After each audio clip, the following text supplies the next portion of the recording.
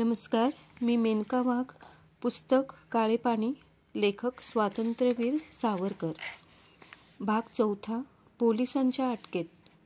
रमाबाई नायडूबाईंसह नागपूरला ताबडतोब निघून गेल्यामुळे आणि त्यांनी मालती हरवल्याचा चकार शब्द कोठेही न काढल्यामुळे त्यांच्या शेजाऱ्या पाजाऱ्यांना सुद्धा त्यांची वार्ता नव्हती. मग लोकांना व पोलिसांना कोठली असणार? त्याच दिवशी रात्री योगानंद स्वामींचे मथुरेच्या लोकांना शेवटचे दर्शन होणार होते. शेवटचे भजन ऐकायला मिळणार होते. कारण की स्वामींचा तळ भजन संपताच मथुरेहून हलण्याचे नक्की झाले होते. अर्थातच मथुरेच्या प्रांगणात लोकांची दाटी नेहमीपेक्षा सुद्धा जास्त झाली होती. त्यांच्या 4 मुख्य शिष्यांच्या चौकडीत योगानंद महाराज मध्यभागी उभे राहून वीणा घेऊन भजन गाऊ लागले. रंग चढत चालला. थोड्या वेळाने स्वामीजींच्या आज्ञेप्रमाणे ते हजारो लोकही उभे राहून एकमुखाने जेव्हा नामघोष करू लागले, मोठमोठे पखवाज, मृदंग, झांजा, सारंग्या, सहस्रावधी तालिका एकसाथ झंकारत त्या शतकंठ निनादी नामघोषाला जेव्हा साथ देऊ लागल्या आणि महंत भक्तीच्या आवेशात येऊन उंच हाताने तालाची गती द्रुततर करण्यासाठी सारखे खुणावीत, जेव्हा त्या द्रुततर तालावर नामघोषाची नुसती रणघाई उडवू लागले, तेव्हा त्या ध्वनी सिंधूंच्या लाटांसरशी हृदये थरथरून ज्यांचे त्यांचे देहभान क्षणभर सुटल्यासारखे झाले. भक्तीच्या आनंदात तल्लीन होऊन कित्येक नाचू लागले. कित्येकांच्या डोळ्यातून प्रेमाश्रू गळू लागले. नामघोषाच्या गजराने सारे वातावरण दुमदुमून गेले. पण शेवटी जेव्हा लय साधून महंतांनी दोन्ही हात वर केले आणि शांत व्हा अशी सूचना दिली, तेव्हा एखाद्या मोठ्या पेटीचा संगीताच्या भरात भाताच फुटून गेल्यामुळे ती अकस्मात मुकी होऊन जाते तशी ती विशाल सभा निःशब्द होऊन गेली. हूं का चू कोठे होईना, जो तो त्या साधुशील भक्ताच्या मुखातून आता पुन्हा कोणते भावरसाळ भजनी पद निघते ते उत्सुकतेने टकमक पाहत राहिला. गाढ झोपलेल्या पक्ष्याच्या घरट्यातून पहाटे जशी त्याची पहिली लकेर ऐकू यावी आणि ती गोड लागावी, तसाच त्या निःशब्द सभेच्या त्या शांततेतून काही वेळाने हळूहळू एका सारंगीचा मंजूळ सूर पुन्हा उठू लागला. स्वामींच्या भजनाला साथ देणाऱ्या शिष्याने त्यांच्या आवडीचे मीराबाईचे खालील पद सारंगीवर धरले. बता दे सखी कौन गली में गए श्याम, कौन गली में गए श्याम, गोकुळी धुंडी वृंदावन धुंडी, धुंडी आयो व्रजधाम, बता दे सखी कौन गली में गए श्याम. कौन गली में गए श्याम हे रसाळ चरण आर्ततेने तो भक्त गाऊ लागला. शब्दाशब्दाला आळीपाळीने उंचवीत निचवीत मधुर आलापात आळवू लागला की ज्याच्या त्याच्या हृदयात ज्याच्या त्याच्या प्रियकराची मूर्ती दिसू लागली. आपणच आपल्या प्रियाला शोधित आहोत असा भास होऊ लागला. कौन गली में गए श्याम, सांग ना सखे कोणच्या आळीत माझा प्रियकर लपला आहे. मी गोकुळ धुंडून आले, वृंदावन धुंडून आले, व्रजात पाहून आले, पण माझा प्रियकर सापडत नाही. सांग ना सखे तो मनमोहन कुठे आहे. कौन गली में गए श्याम. संसार प्रवण तरुण तरुणींच्या हृदयात त्यांच्या ऐहिक प्रियकराच्या स्मृती जागून भेटीची गोड व्याकुळता थरथरू लागली, पुसू लागली. कौन गली में गए श्याम. अध्यात्मप्रवण साधू संत भक्तांच्या हृदयांना त्यांच्या प्रियकराची ओढ व्याकुळवू लागली. हा जीव जन्मजन्मांच्या गोकुळ वृंदावनातून ज्या कशाचा शोध करीत, ज्या कशाची ओढ लागून रस रूप रंग स्पर्शाच्या फुलोरी कुंजाकुंजातून त्या आनंदकंद देवाच्या शोधासाठी सारखा धावत आहे, त्याच्या भेटीची उत्सुकता आर्ततेने तेच विचारू लागली. कौन गली में गए श्याम, सांग ना सखे तो देव कुठे आहे की ज्याच्या आकर्षणाने हा जीव असा कासावीस होऊन युगेयुग सारखा धावत चालला आहे. ज्याच्या मुरलीनादे जगावंसं वाटतं तो मुरलीधर कुठे आहे. कौन गली में गए श्याम. ते रसाळ पद चालू असतानाच मध्यंतरी फुलशेजेवर निजले असता सहसाच जसे काही काळकण डसावे तसे त्या सात्विक मंजुलतेने रमलेल्या सभेच्या कानाला वाटेने एकामागून एक येणाऱ्या 10-12 मोटारींच्या भोंग्यांची कर्कश फो फो अकस्मात ऐकू आली. मंदिराच्या ज्या प्रांगणात भजन थाटत असे त्याच्या 3 दिशांना असणाऱ्या तिन्ही दिशांनी त्या मोटारींपैकी 2-2 मोटारी फो फो करीत वळून थांबल्या. योगानंद स्वामींचा लौकिक मथुरेत दूरवर फैलावत असल्यामुळे त्यांच्या भजनाला कित्येक मोठमोठे लोक मोटारी घेऊन नेहमीच येत. त्यांच्यापैकीच कोणाच्या तरी ह्या मोटारी असाव्यात, पण तरी देखील भजनाच्या भर रंगात हा असा रसभंग करणारा आडदांडपणा करायचा काहीतरी संकोच ह्या मोटारवाल्यांना वाटायला नको होता का? लोक थोडेसे त्रासून आपसात असे कुजबुजले, पण महंत योगानंदजी भजन जसे गात होते तसेच तल्लीनपणे गात होते. इतक्यात एक दांडगा, उग्रट आणि उंच गृहस्थ प्रांगणात समोरच्या द्वारातून आत घुसून दिटाईने वाट काढीत व्यासपीठावर महंत आपल्या भजनी ताफ्यासह जेथे बसले होते तिकडे सरळ जाऊ लागला. आजूबाजूचे लोक त्याला ओरडून सांगू लागले, खाली बसा, अहो शहाणे, ओढा खाली, हात धरून बसवा. पण त्या ओरडण्याकडे वा उपहासाकडे किंचितही लक्ष न देता तो व्यासपीठावर गेला आणि न विचारताच वर चढला. भजनाच्या रंगात मनपूर्वक रंगलेल्या एखाद्या भक्ताच्या अंगात दैवी आवेश संचारतो किंवा अर्धवेळा एखादा मनुष्य मोठमोठ्या सभांतील नुसत्या जनसम्मर्दांच्या देखाव्यानेच वारा प्याल्यासारखा होतो, पण हा गृहस्थ अर्धवेळाही दिसत नव्हता, भाबडाही दिसत नव्हता. नीटनेटका वेश, ऐटबाज, समंजस मुद्रा होती त्याची. म्हणून तो व्यासपीठावर चढताच महंतांच्या त्या चौकडीतील शिष्याने त्याला नम्रपणे विचारले, काय हवं आहे आपणाला? असं एकदम व्यासपीठावर चढणं सभाविनयाला धरून नाही. परंतु तो गृहस्थ ते ऐकले न ऐकलेसे करून थेट महंतांच्या जवळ गेला आणि त्यांना म्हणाला, तुम्हाला बाहेर कुणी मोठे गृहस्थ भेटायला बोलावित आहेत, चला. महंतांनी त्या गृहस्थाला स्वतः उत्तर न देता शिष्याकडे बोट दाखविले. शिष्य म्हणाला, त्या थोर गृहस्थांना स्वतः आत येऊ द्या. महंत एका देवालाच काय ते सामोरे जातात, माणसाला नाही. त्या शिष्याकडे दुर्लक्ष करून तो गृहस्थ योगानंदांना दटावून म्हणाला, तुम्हालाच आलं पाहिजे बाहेर. त्या दटावण्यासरशी महंतही चमकल्यासारखे झाल्या वाचून राहिले नाहीत. भजन संपेतो आम्हाला येता येत नाही, ते काहीतरी शंकेने अडखळत उत्तरले, तुम्ही होऊन येत नसाल तर मी तुम्हाला न्यायला आलो आहे, बोला, येता की नाही? हा उद्धटपणा कामाचा नाही. शिष्याने रागावून त्या गृहस्थाला फटकारले. असे आहेत तरी कोण ते एवढे थोर गृहस्थ? नाव सांगा. पोलीस सुप्रिटेंडेंट साहेब. ह्या शब्दासरशी योगानंद स्वामींची ते प्रश्नांत मुद्राच नव्हे तर त्यांचा तो भक्तिशील नखशिखांत आविर्भावही झटक्यासारखा पालटून तो कोणी दुसराच तल्लख, तापट आणि भांडखोर पुरुष दिसू लागला. त्या बोलावू आलेल्या गृहस्थाने ते पोलीस सुप्रिटेंडेंटचे नाव पुरते उच्चारले नाही, तोच एखादा वज्रमुष्टीसारखा बळकट ठोसा त्याच्या नाकावरच लगावून योगानंद स्वामीजींनी जी उडी घेतली ती इतक्या लांब पल्ल्यावर होती की नाकावरील ठोशासरशी चक्कर आलेला तो पाचारक गृहस्थ चांगला दांडगा असताही स्वतःला सावरून त्याने योगानंदामागे जी उडी घेतली ती योगानंदांच्या उडीच्या मागे देखील पडली नाही.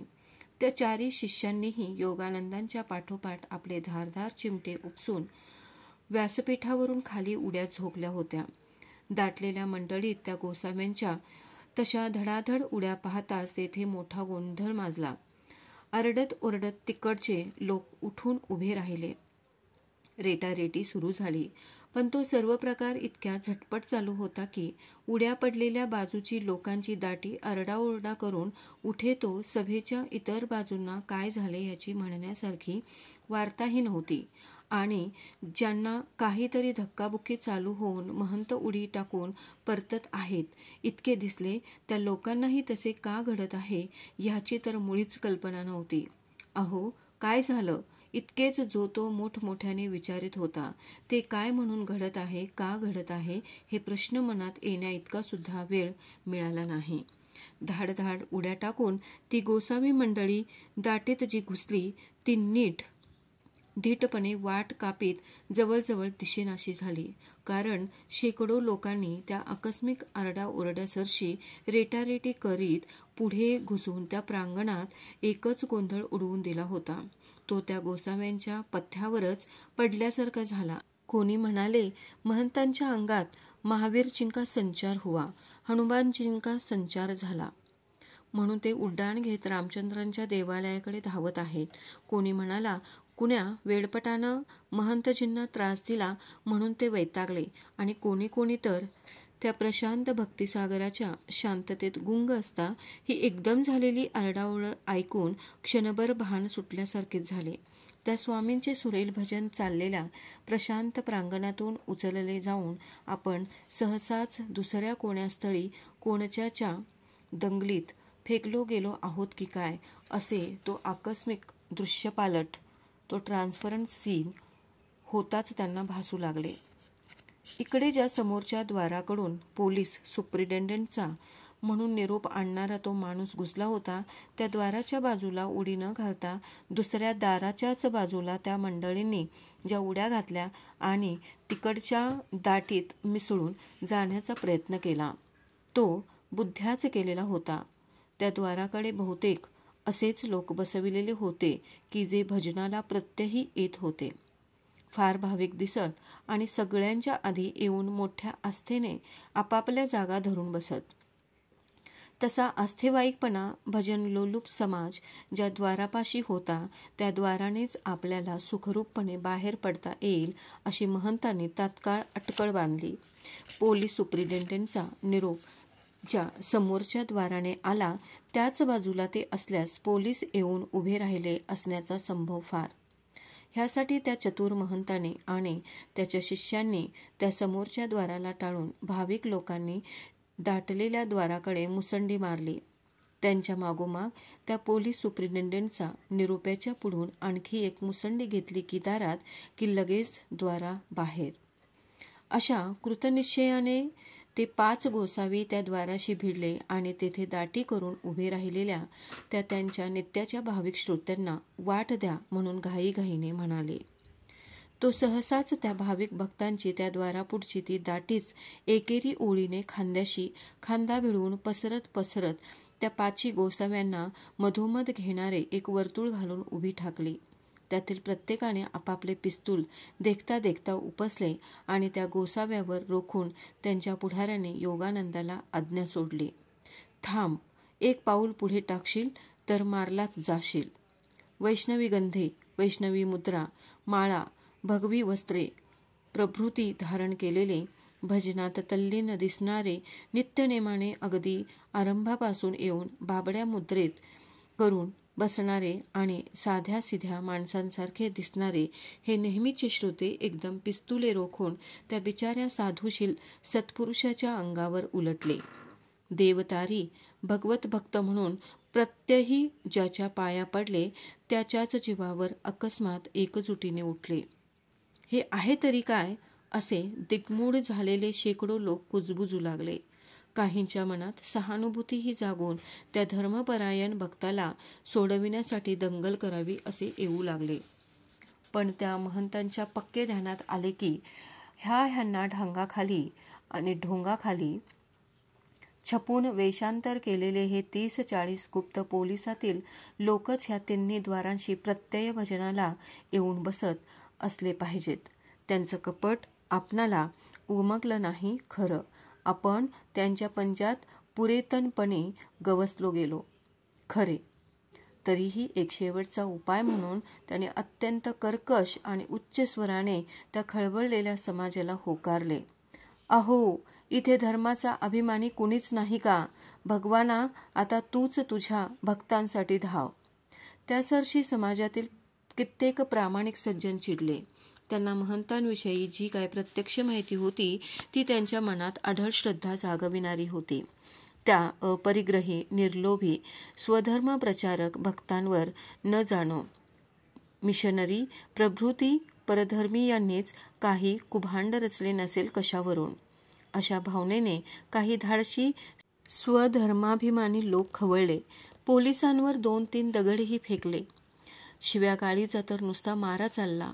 इतक्यात मुख्यद्वाराने लाठीबंद पोलिसांच्या तुकडीसह स्वतः पोलीस सुपरिटेंडंट आत आले. व्यासपीठावर चढले आणि खणखणीत आवाजात सर्व लोकांना उद्देशून आज्ञापिते झाले. लोक हो, योगानंद हे नाव घेतलेल्या ह्या मनुष्याने इथं जे अवडंबर आजपर्यंत रचलं त्यावरून हा कुणी महान भगवत भक्त आहे असं आपणासारख्या निर्बंधशील नागरिकांना वाटणं साहजिकच होतं. पण आम्हाला ह्याची जी माहिती आहे ती ऐकताच आपली सहानुभूती साहजिक असली तरी सर्वस्वी अनाठायी होती हे आपणा सर्वांना कळूनच येईल. ह्या स्वामींचं सोंग घेऊन वावरणाऱ्या योगानंदांचं खरं नाव जरी आपण ऐकाल तरी आपण आश्चर्याने थक्क व्हाल. या योगानंद स्वामींचं खरं नाव रफीउद्दीन अहमद असं आहे. हा पंजाबी मुसलमान. ह्याच्यावर पूर्वी अत्यंत क्रूरतेने घातलेल्या 2 दरोड्यांचा आरोप सिद्ध होऊन त्याला पूर्वी पंजाबमध्ये 7 वर्ष काळ्या पाण्याची शिक्षा झाली होती. त्याप्रमाणे ह्याला काळ्या पाण्यावर धाडण्यात आलं असता हा 4 वर्षांनी तेथून पळाला. गेली 2 वर्ष ह्याने ह्याच्या 4 शिष्याप्रमाणेच अनेक दुष्ट लोकांना भोवती जमून पुन्हा अनेक चोऱ्या, दरोडे, अपहरण प्रभृती भयंकर उपद्रव द्यायला आरंभलं आहे.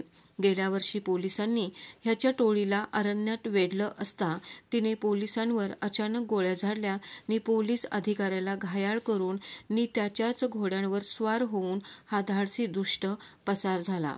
त्यानंतर तो बेपत्ताच होता. पण हाच तो असा संशय आल्यावरून ह्याच्या भजनात आम्ही हा मथुरेला आल्यापासून गुप्त पोलिसांना नाना वेशात दारादारावर ठेवून सक्त पहारा करीत आलो. अशासाठी की पूर्ण शोध होऊन वॉरंट सुटताच ह्याच्यासारख्या धाडसी अपराधाला साथीदारांसह अचानक पकडता यावं. सर्व पुरावा जुळून खाणाखुणा पटवून ह्याच्या एका साथीदाराच्याच बित्तंबातमीवरून अलाहाबादेहून सुटलेलं वॉरंट हे पहा. आजच संध्याकाळी आमच्या हाती आलं. ही टोळी तर आता भजन संपताच गुप्त होऊन निसटणार असा ह्यांचा बेत कळल्यावरून भर भजनामध्येच ह्यांना पकडायचं ठरलं. 1-2 हे बेरड दाद देणार नाहीत ही अटकळ आम्हाला आधीच असल्यामुळे ह्यांच्यावर असा सशस्त्र छापा घालावा लागला.